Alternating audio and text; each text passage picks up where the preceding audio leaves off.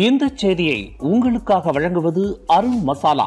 1983 ஆண்டிலிருந்து தரத்துடன் தன்மை மாறாத அறுசுவை சமையலுக்கான அருண் மசாலா.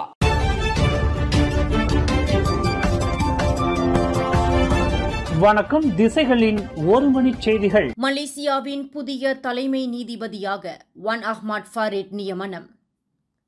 நாட்டின் புதிய தலைமை நீதிபதியாக அப்பீல் நீதிமன்ற நீதிபதி Datuk Wan Ahmad Farid Wan Salleh நியமிக்கப்பட்டுள்ளார். ஒன் அஹ்மத் ஃபாரிட் நியமனத்திற்கு மாமன்னர் சுல்தான் இப்ராஹிம் அங்கீகாரம் வழங்கியுள்ளார். கூட்டரசு அரசியலமைப்பு சட்டம் 122B பிரிவின் கீழ் பிரதமரின் பரிந்துரையின் பேரில் ஆட்சியாளர்கள் மாநாட்டில் கலந்தாலோசிக்கப்பட்டு தலைமை நீதிபதியாக ஒன் அஹ்மத் ஃபாரிட் நியமனத்திற்கு மாமன்னர் அங்கீகாரம் வழங்கியுள்ளார். நேற்றிரவு கூட்டரசு நீதிமன்ற தலைமை பதிவதிகாரி அலுவலகம் வெளியிட்டுள்ள ஓர் அறிக்கையில் இவ்விவகாரம் தெரிவிக்கப்பட்டுள்ளது. அதேவேளையில் கூட்டரசு நீதிமன்ற நீதிபதி டத்தோ அபுபக்கர் ஜாயிஸ் அப்பீல் நீதிமன்ற தலைவராக நியமிக்கப்பட்டுள்ளார். மற்றொரு கூட்டரசு நீதிமன்ற நீதிபதியான டத்தோ அசீசா நவாவி சபா சரவா உயர் நீதிமன்றங்களின் தலைமை நீதிபதியாக நியமிக்கப்பட்டுள்ளார் என்று அந்த அறிக்கையில் தெரிவிக்கப்பட்டுள்ளது.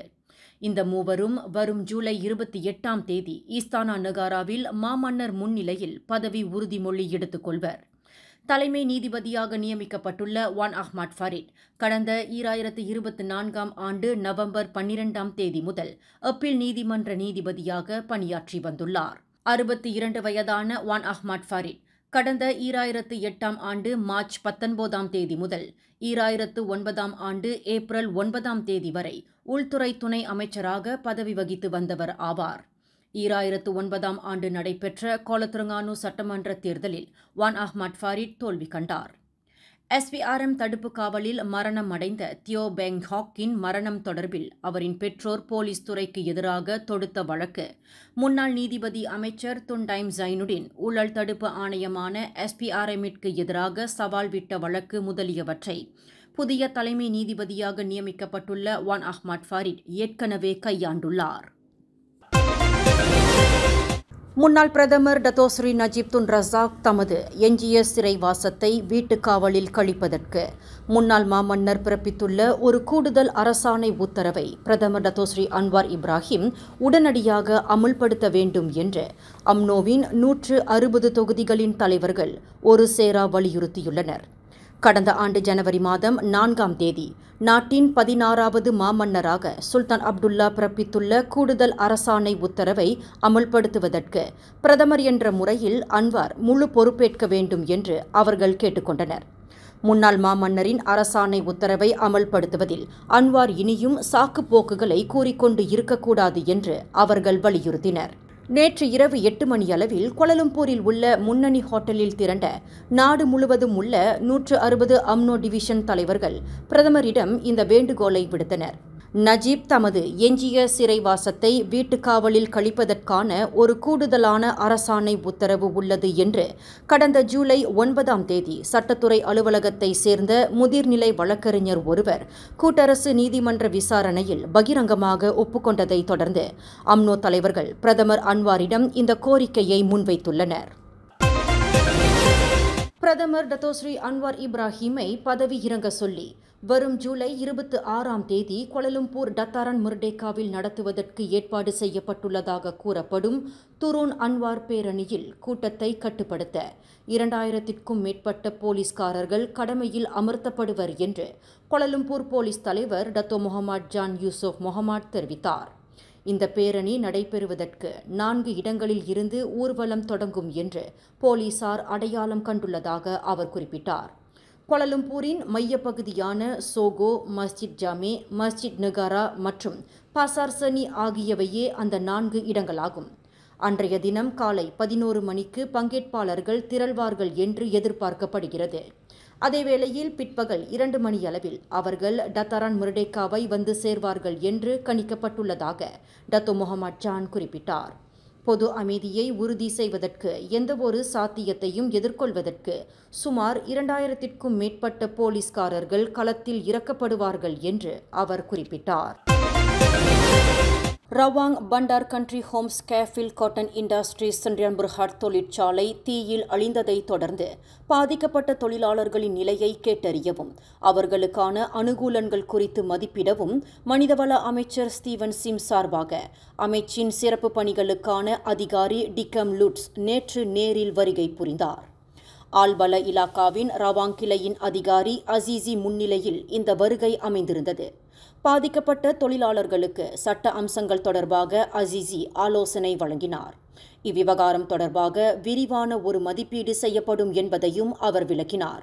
உடன் ரவாங் சட்டமன்ற உறுப்பினர் அலுவலகத்தை சேர்ந்த தினேஷ் மற்றும் உள்ளூரை சேர்ந்த சில தலைவர்களும் இருந்தனர். பஞ்சு தயாரிப்பு தொழிற்சாலையான கேஃபில் காட்டன் இண்டஸ்ட்ரீஸ் கடந்த ஜூன் 30ஆம் தேதி நிகழ்ந்த தீ சம்பவத்திற்கு பிறகு 80க்கும் மேற்பட்ட தொழிலாளர்கள் ரவாங்கிலிருந்து சுபாங்கில் உள்ள மாற்று இடத்திற்கு வேலைக்கு அனுப்பப்பட்டனர். தொடக்கத்தில் அவர்களுக்கு போக்குவரத்து வழங்கப்பட்டது. பின்னர் அது நிறுத்தப்பட்டது. தொழிலாளர்கள் இன்னமும் சுபாங்கிற்கு சொந்தமாக பயணிக்க வேண்டும் என்று நிர்வாகம் எதிர்பார்க்கப்படுகிறது. ஆனால் அவர்களுக்கு வழங்கப்படும் போக்குவரத்து அலாவன்ஸ் தொகை மிக குறைவு என்று புகார் தெரிவிக்கப்பட்டுள்ளது. இந்த அலாவன்ஸ் தொகை பயண செலவுகளை ஈடுகட்ட போதுமானதாக இல்லை என்று அவர்கள் தங்கள் ஆதங்கத்தையும் அதிருப்தியையும் தெரிவித்து வருகின்றனர் என்று டிக்கம் லுட்ஸ் குறிப்பிட்டார். தொழிலாளர்கள் கொடுத்த புகாரின் அடிப்படையில் ரவாங் ஆல்பல இலாக்கா இது குறித்து விசாரணையில் ஈடுபட்டு வருகிறது. அதேவேளையில் பாதிக்கப்பட்ட தொழிலாளர்களுக்கு SIP எனும் சிஸ்டம் இன்சூரன்ஸ் பக்கர்ஜ ஆன் காப்புறுதி அனுகூலம் மற்றும் ரவாங் பகுதியில் உள்ள இதர தொழிற்சாலைகளில் இருக்கக்கூடிய வேலை வாய்ப்புக்கான பிற மாற்று ஏற்பாடுகளும் சமூக பாதுகாப்பு நிறுவனமான சொக்சோவின் மூலம் தாங்கள் செய்து வருவதாக டிக்கம் லுட்ஸ் தெரிவித்தார். பாதிக்கப்பட்ட தொழிலாளர்களுக்கு நியாயமான அனுகூலம் மற்றும் அவர்களுக்கு ஆதரவு வழங்குவதில் மனிதவள அமைச்சு தொடர்ந்து உறுதியாக இருந்து வருவதாக டிக்கம் லுட்ஸ் தெரிவித்தார். மலேசியாவிற்குள் நுழைவதற்கு போலி விசாவை பயன்படுத்திய 7 ஆப்கானிஸ்தான் பிரஜைகள் கைது செய்யப்பட்டுள்ளனர். 3 தினங்களுக்கு முன்பு கோலாலம்பூர் அனைத்துலக விமான நிலையத்தில் தரையிறங்கிய அந்த 7 ஆப்கானிஸ்தான் பிரஜைகளின் நடவடிக்கைகள் சந்தேகத்திற்கு இடமாக இருந்ததை விமான நிலையத்தின் எல்லை பாதுகாப்பு கட்டுப்பாட்டு அதிகாரிகள் கண்டுபிடித்தனர்.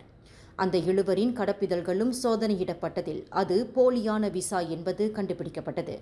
5 ஆண்கள் மற்றும் 2 சிறார்களை உள்ளடக்கிய இந்த கும்பல் உஸ்பெகிஸ்தான் நாட்டிலிருந்து மலேசியாவின் போலி விசாவை பெற்றுள்ளனர் என்பது விசாரணையில் தெரியவந்துள்ளது.